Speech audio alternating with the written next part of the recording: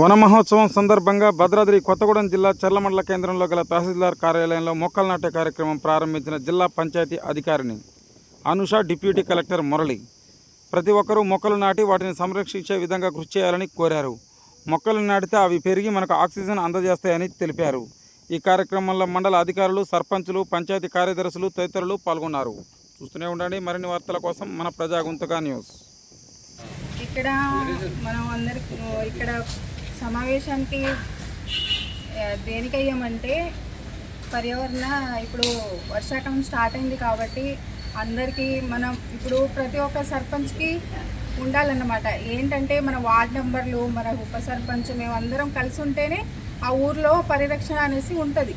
ప్రతి ఇంట్లో మొక్కలు నాటడం, ఆ మొక్కల్ని పాడు చేయకుండా మనం కూడా వాళ్ళకి బాధ్యతగా చెప్పడం.